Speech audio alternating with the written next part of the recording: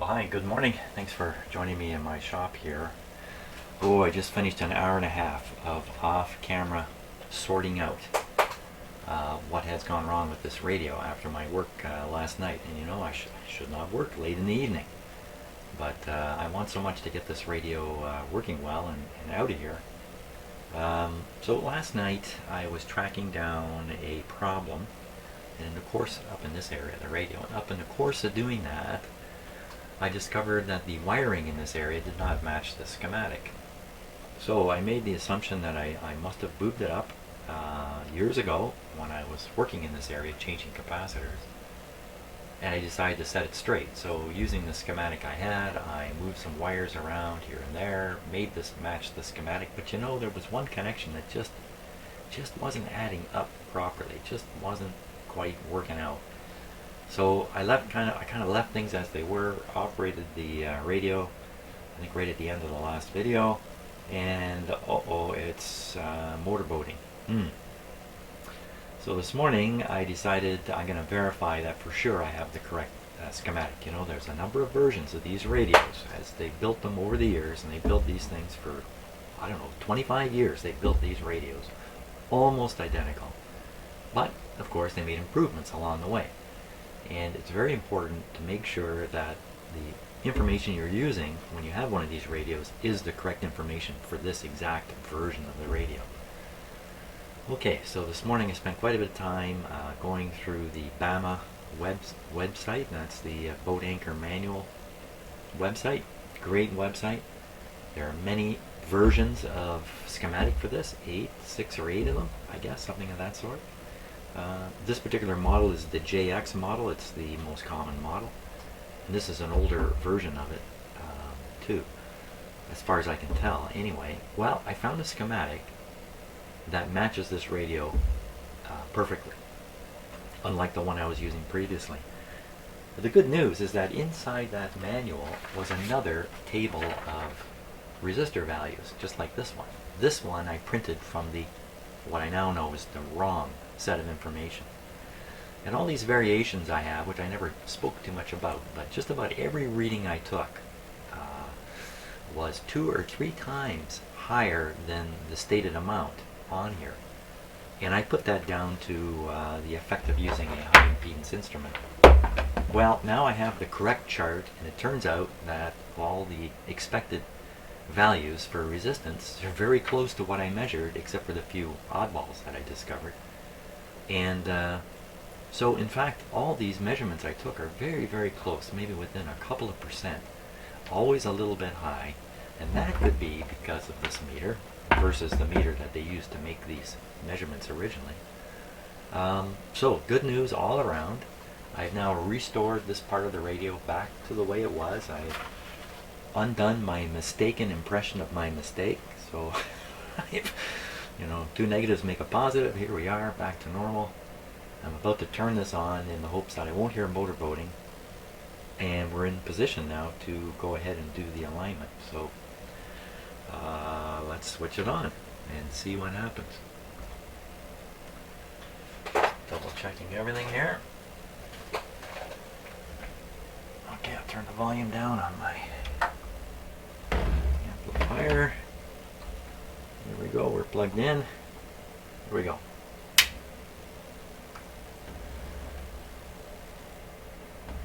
Okay, you can see the lights have come on up here.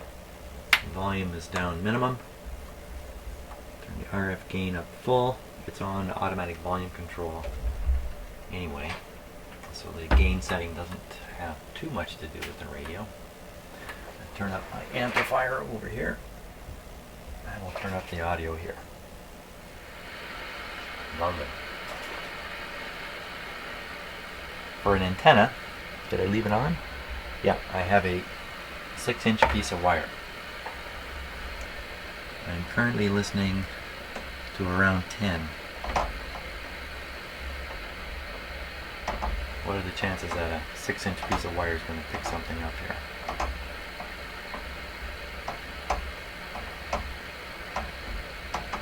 Apparently not so good. Okay, so we're going to go up to 15.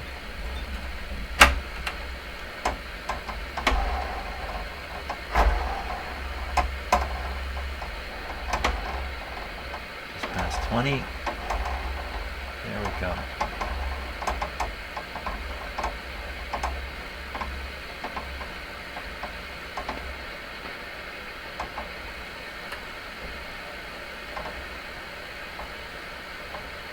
Yeah, I'm not really expecting to pick anything up.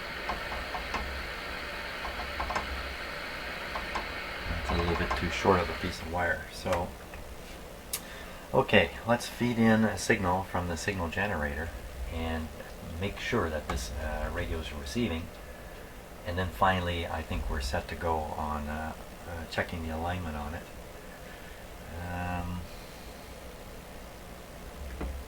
So I'll get that all set up. Well, it looks like there's something more wrong with this radio too. I'm unable to pick up my signal generator here at 10 megahertz or 5 megahertz. That's both the single conversion part of the radio and the double conversion. Neither appears to be working. Man, I really messed this up somehow. Yikes. But that hiss you're hearing tells me that the bulk of the radio is operating. It's just getting nothing from the front end to detect. The hiss you hear is the AVC wide open. So in other words, the receiver is running full blast, so to speak, even though it's not getting any signal, I think, from up here. Now, why that is, I don't know. I don't know. Okay. More troubleshooting.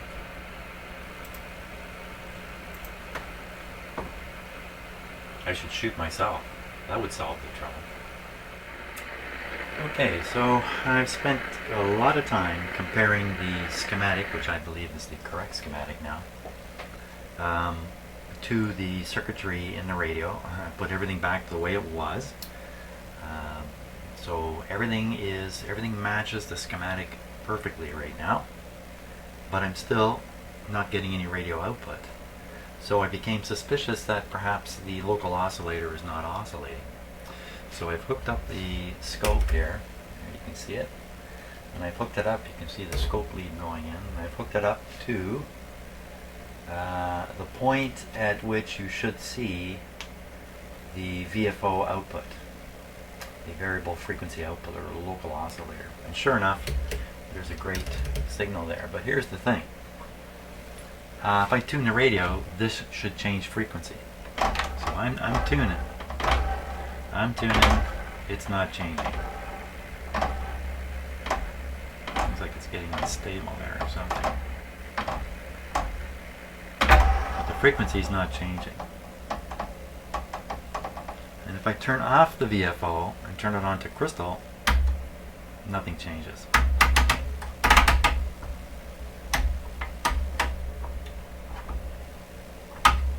So there we are in VFO. Let me change bands here.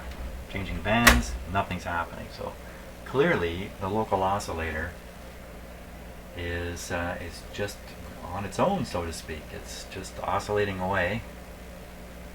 That's what it looks like anyway. With no variation due to tuning the radio, which is a pretty weird situation here. So I just keep going further and further downhill. Oh! Okay, well, that's a wire that's come off the earpiece here. The headphone jack. Doesn't really matter. That's hanging there. Okay, so weirdness. So I'm going to continue on here. Suffering from major frustration. Let me shift to the lower band here. The single conversion. Oh. Go back up. This is a dual conversion area. I go down to single conversion. The lower bands. Ain't no oscillator there. Now maybe there shouldn't be. Maybe it's somewhere else. So anyway, I'm gonna go hunting some more. Wow.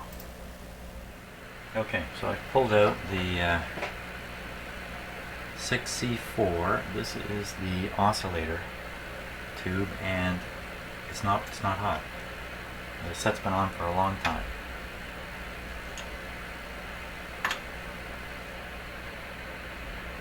None of these tubes feel hot. I'm checking these.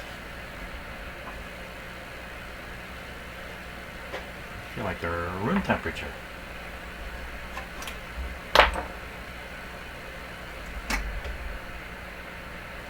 There's no heater going to these. Here too. Huh.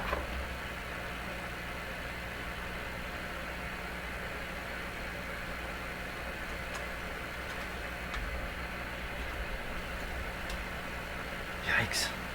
Yikes. What the heck is going on? No heat. Yeah, sorry about that. I'm not supposed to knock on my bench. No heat. And those tubes. Really?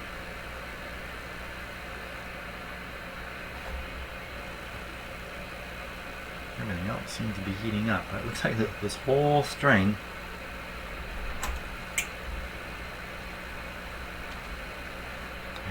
I don't think there's any heat in them. You know, other than everything's getting a little bit warm here. Ay, ay, ay. That's a whole different kettle of fish from what I've been hunting. Oh boy. Okay, let me pursue this one. See where it ends up. No heat. Wow. Driving me around the bend here. Okay, so I'm going to test for the heater voltage in one of the tubes that are in this string here. This is the RF deck, this part here. Down here.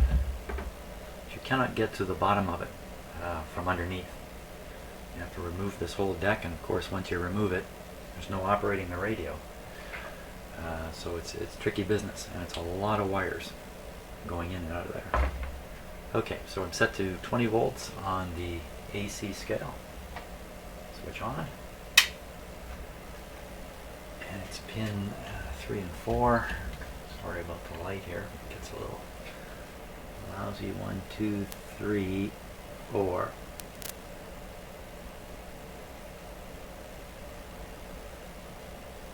Nothing.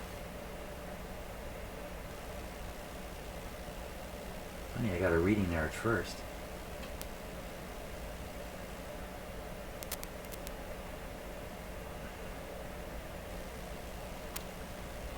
Well, I'm looking for 6.3 volts. Okay, let me check through. These are the connections down here that most likely convey the 6.3 volts in there somehow, from somewhere. Well, you know what? This isn't the best thing to do. There's also some very high voltages in there too, I'm pretty sure. So this is not a very wise approach. Well, I think that's pretty convincing. What else is not lit up? These are all lit.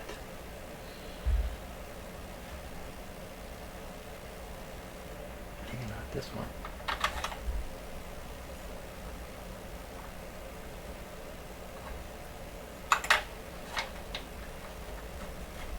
Well, it probably is fine.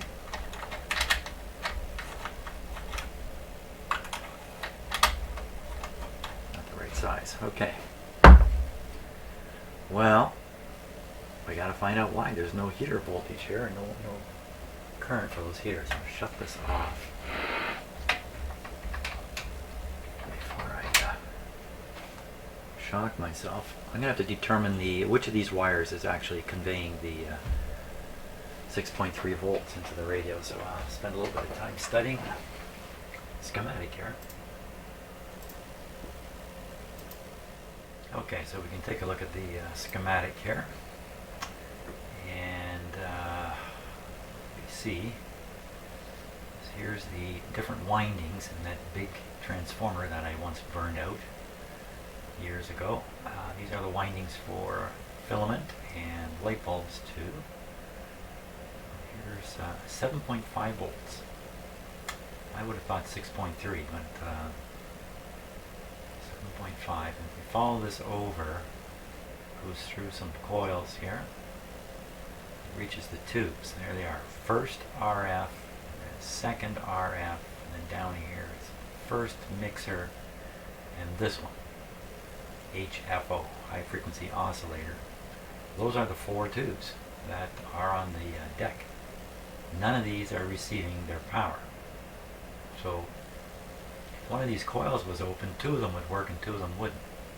So the problem, unfortunately, goes right back to my transformer. So we're going to check the output on the transformer. Oh boy.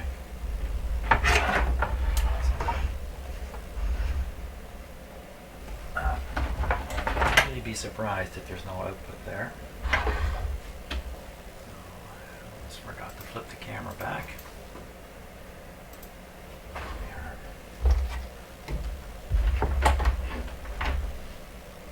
It was 19 and 20. 19 and 20. So there's the transformer way back in there. See the big can. This is a toroidal transformer. I believe it's wound that way to reduce interference problems that it can cause. 19. There's 20. That would be 19. Okay, so first I'm just going to examine the wires here. Maybe I'll give you a little bit of a closer look.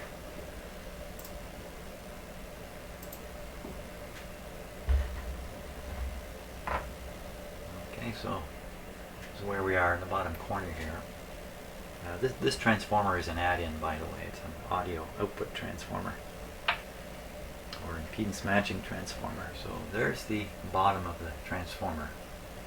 See all the numerous connections. Boy, now you're looking at soldering I did this work in my college dormitory.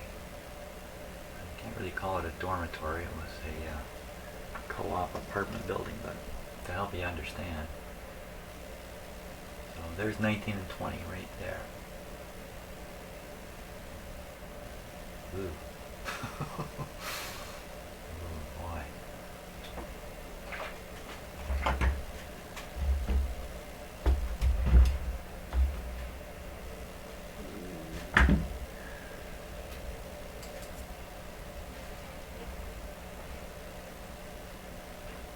And 20.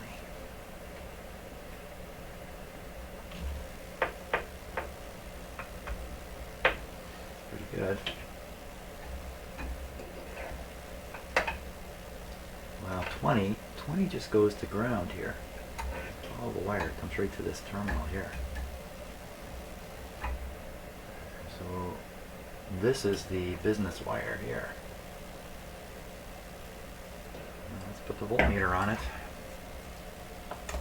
I say very nervously. See, I can always bring in an auxiliary transformer and derive the necessary 7.5 volts from something else if this happens to be bad, but let's think more positively, Jim. There's really no reason for it to be bad. No reason. Okay. We're all set to go. Switch on.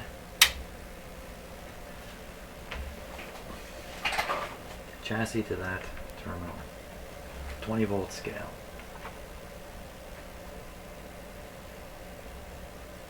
There it is. 8. Well, that's because the supply voltage is a little high. I'm on the isolation transformer and my radio's plugged straight into the outlet, so to speak. I don't mean outlet in my wall, but outlet on the isolation transformer.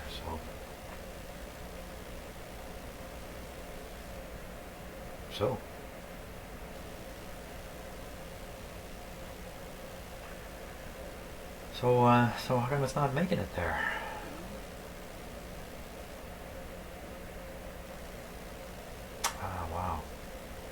Now I wish I had my own manual, my own manual that I got with this radio, a photocopy of the original manual. So it's a pretty old photocopy now, but it's like 150 pages anyway, and a ton of stuff in there. And I can't seem to find an electronic version of it. And there's some great information in there I would love to avail myself of. Such as, I think there's a diagram showing all the wire bundles, just how the wire bundles and the long pieces of wire run. So I could follow the wire from the transformer all the way through the radio and up to where it's supposed to be. Well, I should be able to find that. I should. Come on, there must be a way of me thinking my way through this. Just one of these terminals here has to be that 7.5 volts. Just need to think of a safe way to determine that. Okay, I'm thinking if I... Whoa, what's moving there? If I determine which wires are carrying the high voltage into these tubes, then I'll know it's not those wires, and it must be one that shows basically no voltage. So I'm on the 1000 volt DC scale here. I'm just going to check all these terminals here. Here we go. First one, 150 volts. Next one, 0. Next one,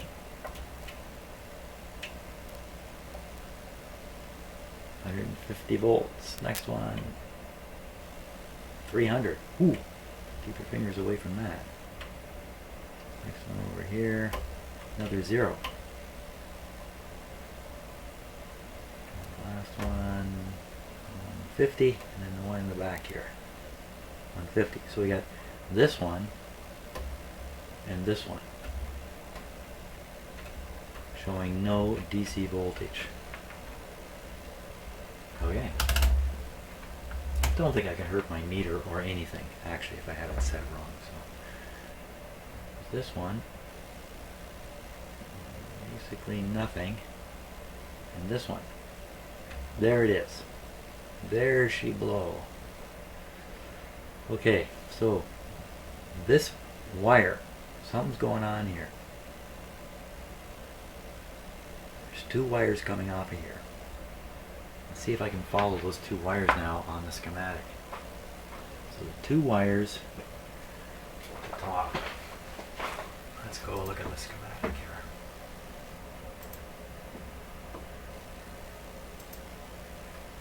Okay, now the diagram I need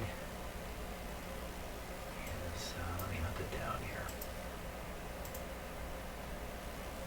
This one.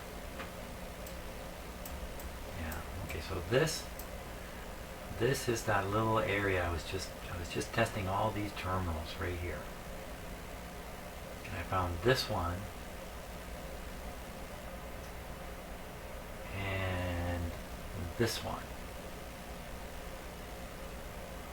Let's see. So these are the wires coming from the radio. They come in here, a bit of a bundle. They connect to these terminals and then go from here into this RF deck. You see the wires coming up here. So for instance, from this terminal, there's a wire that comes up in the bundle, connects and carries on. Carries on to here, and it seems to spread out. That's just what I'm looking for. Spread out, capacitor to ground. So there's a capacitor here. Follow this wire along here. Yikes. Here, through here, through an L to 3. Okay, so 3 and 4 are the heater terminals. So that's definitely a feed to the heater, and if you notice, 4 is just going to ground here. Pretty sure this is just a ground. Ooh. Just looks like a connection, not a ground.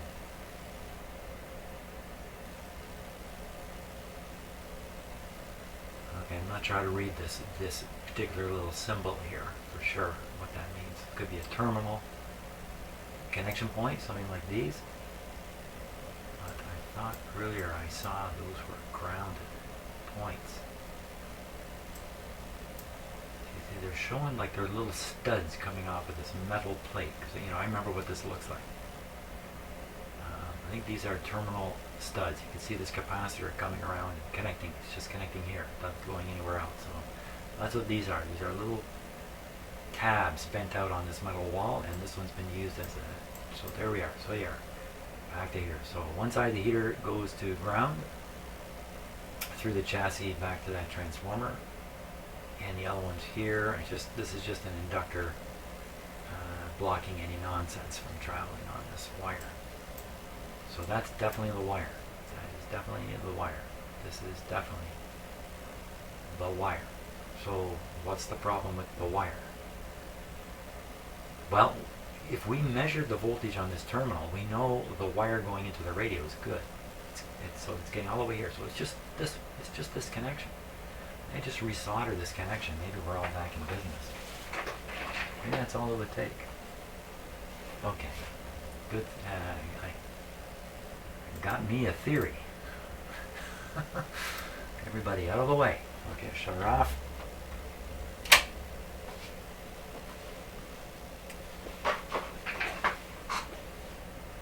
It's a really lousy looking connection there, but they're all pretty lousy. Let's take a close look. We're going back in time, back to when I had hair that covered my head. Yeah, actually I lived in a housing co-op, a student residence that was built as a cooperative, which means the building and the facility itself was owned by a corporation that was member run, and the members were us students. The students living in this building essentially owned it. Like all co-ops. Great model for all kinds of business, and okay, make sure I got good light on this now while I do this here.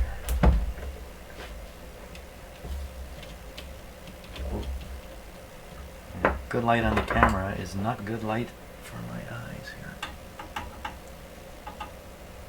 Okay, so I gotta watch on the camera too. Ooh, hold still, everybody. I mean, it may be lousy, but I can't imagine that's not conducting current. Now maybe that's the one that goes in the radio. That's from the bundle. I mean, look at the wire has lost all its cloth here. It's from me monkeying with this so many times over the years. Okay, go here.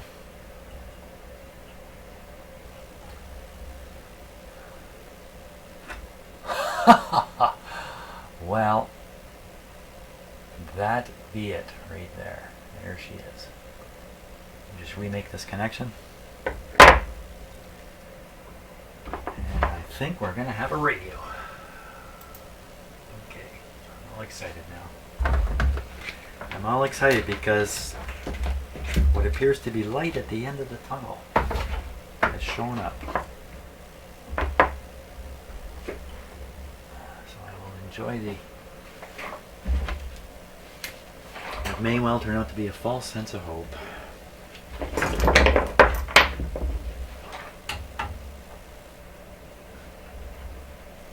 Wow.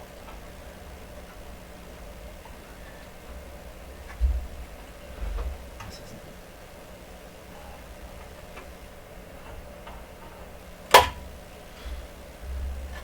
I've probably had this RF deck off 5 or 6 times in the life of this radio.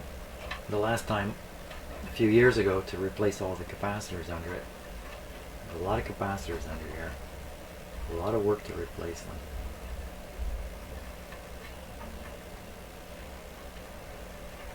Okay, just trying to twist up the wire a little bit.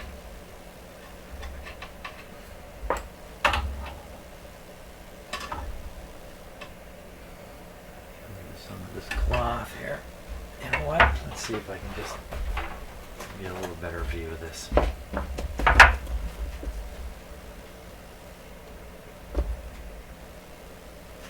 Oh, maybe I can get right up here.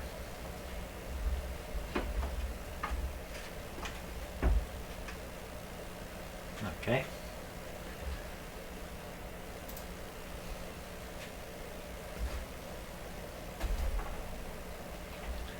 once again, you're going to have a better view than me.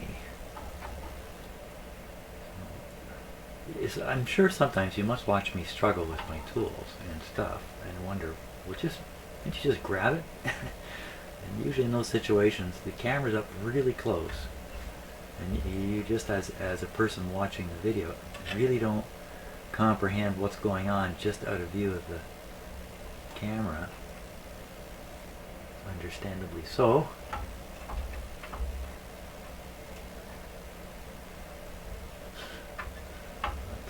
Not much of a deal here. I just want to kind of soak it in solder. That's my aim.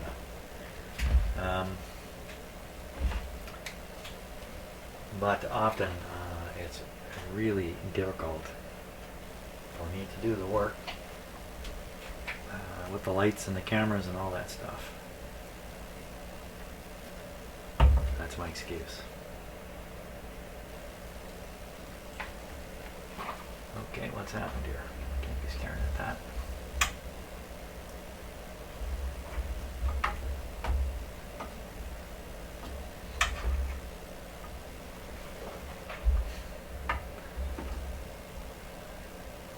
There we go.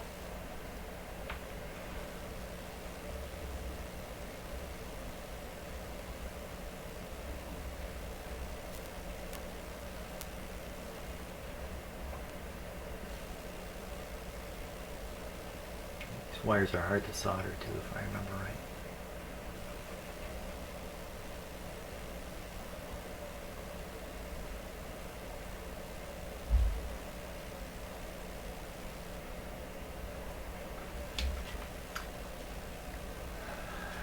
Still feeling the joy here. Still feeling the joy.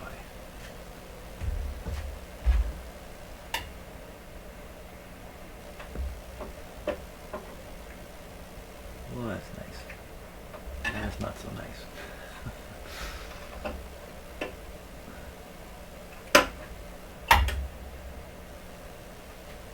Seems like the lead wire from the radio is barely hanging on too.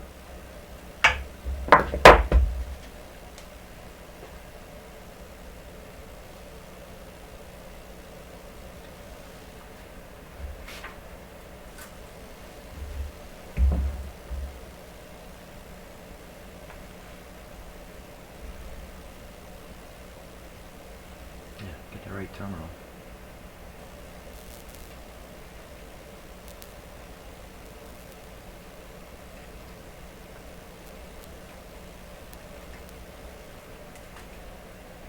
What about these other ones? Good thing I turned the radio off. Okay.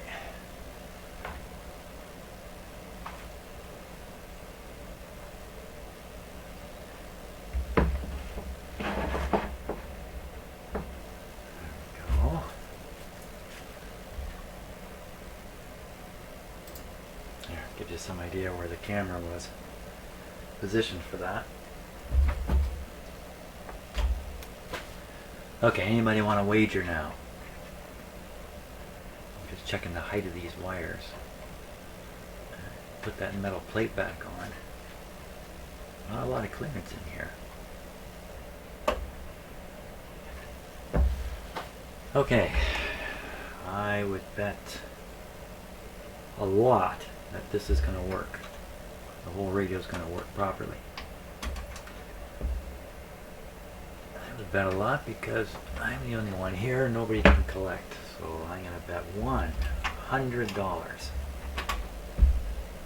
that this radio is going to work.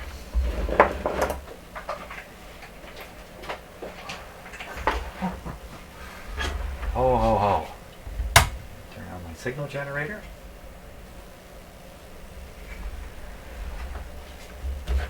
Ready for the momentous moment. The momentous moment. I'll leave the little cover plate off just now.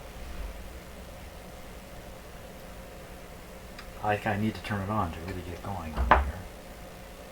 There we go. Signal generator is set to around 5 megacycles. Radio is tuned to 5 megacycles. Volume's down. RF gain is maximum, but it's on AVC. Right. Let's turn up the volume. What's that I hear?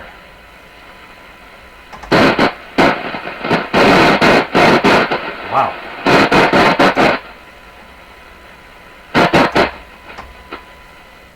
Wow, that's not good.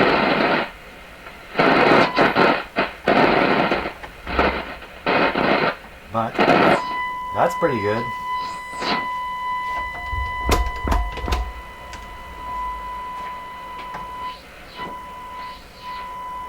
Oh, hot diggity dog. There be a radio. You can watch the dial up here.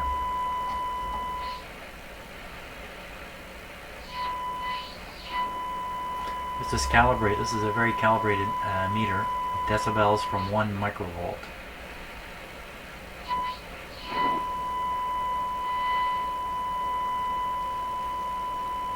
Fantastic. Excuse me while I just pat myself on the back. There we go. Fantastic. Let's check a few things out here. Take the modulation off. Okay, signal's still there. And we'll turn on the BFO. And we'll just turn it here. Wow. You can't. Now, there we go. So it's the BFO switch here. The BFO adjust. That's the 0 point. Look at that. I'm pretty sure the BFO was not working. Somewhere in all this stuff, I've got the BFO working beautifully. Excellent. Okay, we'll turn that off. We don't want it going. BFO is beat frequency oscillator. If you understand how a BFO works, then you understand an awful lot about how you hear sound coming out of a radio. If you can understand how one of these guys works. Okay, let's just, I wouldn't really want to call this an alignment check. We'll call it a check for the need for alignment. I'll show you how this works. This is what's been driving me a little nuts. I'll put the modulation back on so we can hear it. Okay, and I'm going to open up the selectivity wide. Now the switch is a little wonky, so sometimes I have to wiggle it. And I'm going to tune for a maximum reading. And I'm going to get a little closer to the meter here. Can I do this? Yeah, there we go. Okay, so I'll tune this for maximum on the meter. There we are, right there. Now I won't do anything else other than change the selectivity from 13 to 8. Now you can already hear, if you're familiar with listening to radios, you already know it's no longer tuned properly. I'll now tune it. See that? That shouldn't happen. It should have stayed right on peak. I'll go down to 3. Okay, same thing. There it is there. So now what if we go right down, lower, lower, lower. We're so low now, the audio is even being reduced. We're on 200 hertz selectivity. Doesn't mean you can't hear beyond 200. We're listening to 1,000 right now come through the radio. But it means anything beyond 200 is going to start getting, is going to be part of a roll-off, if you like. The volume's going to be relatively low. So now, never mind the volume though, it's really about this. So I'm going to tune the radio. Tuning is very sharp now.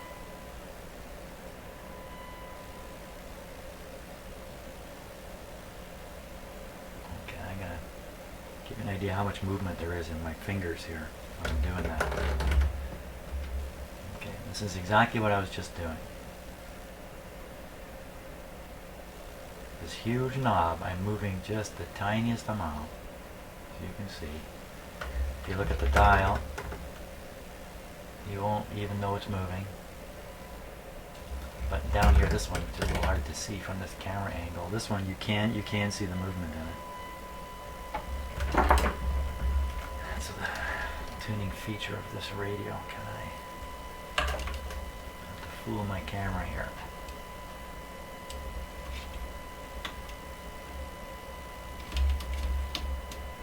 Fool my camera. I can't fool the camera. Maybe you can see it anyway. I'll move it again. You can see a little bit. It's a terrible camera image, so we'll give up on that. Okay, so here's the point though. The point I wanted to make, I'll tune this in. Very, very sharp. Right there. And now I'll just move the selectivity. I'll just open it up.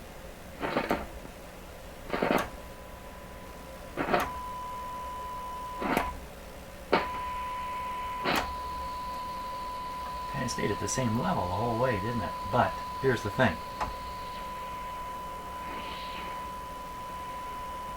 It's off. Yeah, I didn't see that. I thought that was going to be a little more dramatic than it was. Not as dramatic as expected. But the point is, I should be able to move that selectivity knob, and certainly the quality of the sound should not change, other than the way it's supposed to change when you shrink the bandwidth on the radio. But I find every time I change this, I have to retune the radio. That's why I know it needs an alignment. So maybe the last thing I'll try to do is actually measure the input and output voltage level, and we'll see if this thing is, we'll see what kind of sensitivity it has. So first of all, I have to calibrate this guy a little bit here. So the way we do that, make sure this control is forward all the way. Set that there. This meter is now reading the RF output. Turn this till it says, hey, we can't do it.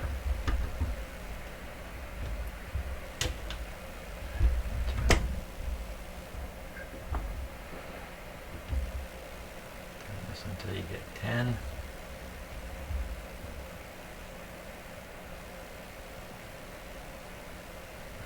So that's calibrated. What that means is now these dial settings down here carry to 10. So it would be 10 microvolts times 1 times 10 times 100. So right now it's 10 microvolts times 1. Modulation again. This meter no longer reads the RF output. It now reads modulation percentage. That's got set to 30. So this should be producing a calibrated output of 10 microvolts right now, and you can hear the signal that the radio is producing. Now, I'm not sure I can do the math here. So this is decibels from 1 microvolt at the antenna. So according to this, there's a signal on the antenna that is 40 decibels above 1 microvolt. That just doesn't sound right, because 10 isn't 10 is 3 decibels. This should really be just down here. There is a meter adjust on the back of this.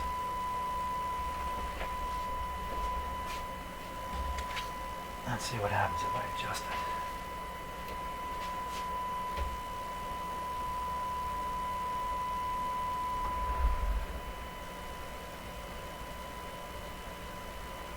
Meter RF. There's a meter AF and a meter RF. Here we go. Here.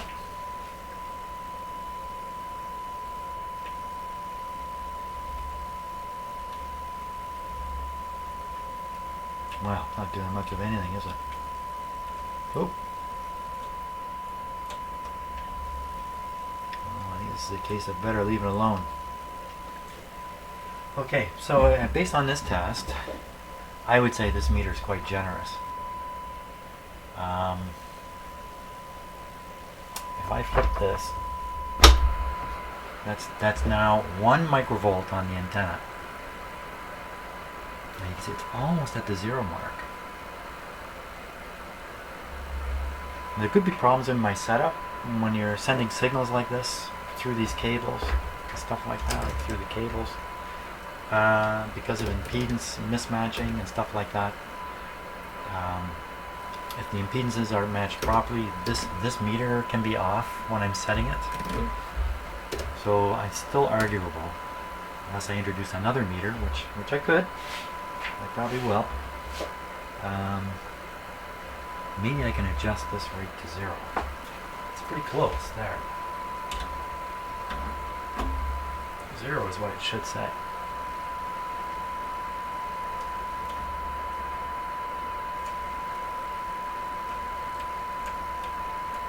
Dirty control. Wow, you know, I'm turning one way, it's going up and down. There we are. Hey, that's pretty close. Good show. Hey, first thing, already adjusted on the radio. 1 microvolt. Let's take it down even lower.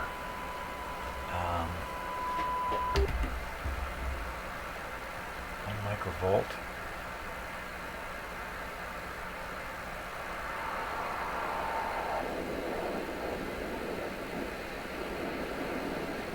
This would be 0.1 microvolts. 0.1 microvolts. Can we hear it? You can certainly see it on the meter. Okay. Turn down the selectivity.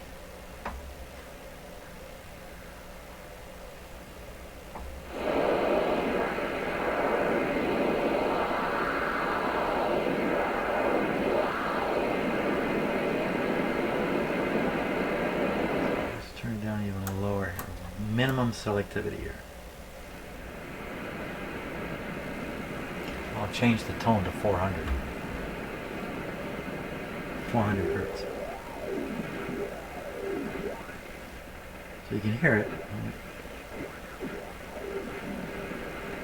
It's no longer really moving the meter up at all.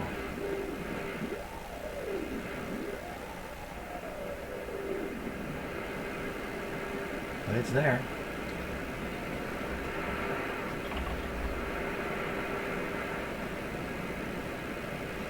It's good to fiddle around a bit before we do an alignment anyway. Talking about fiddling around. Let's go down to the AM band.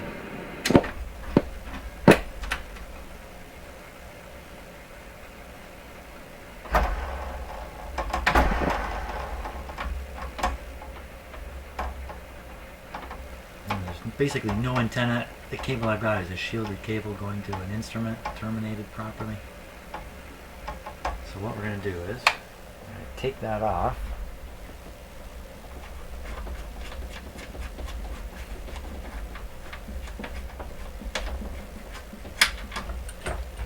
Put back the 6-inch piece of wire. Use a white one. So that's the antenna, that little clip. See what we can hear.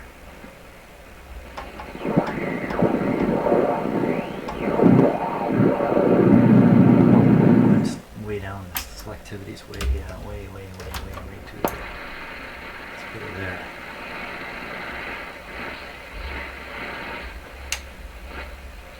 Notice the radio doesn't receive any interference or any there's no buzzing, none of that stuff.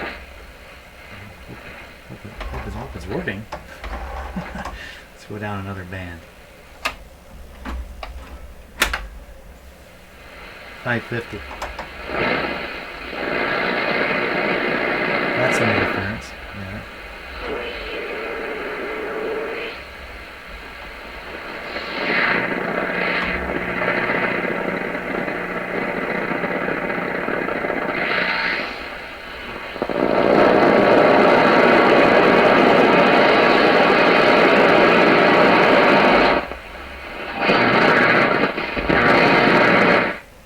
Well, it looks like everywhere there should be a station. It just makes that roaring sound. So I don't think that's anything wrong with the radio whatsoever. I think the radio is working perfectly fine.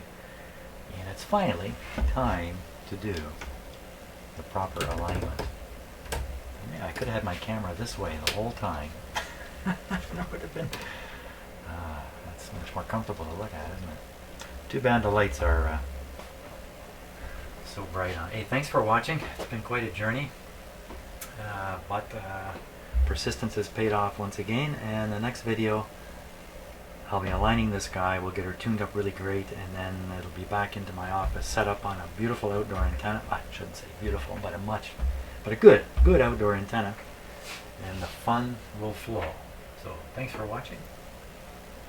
See you later.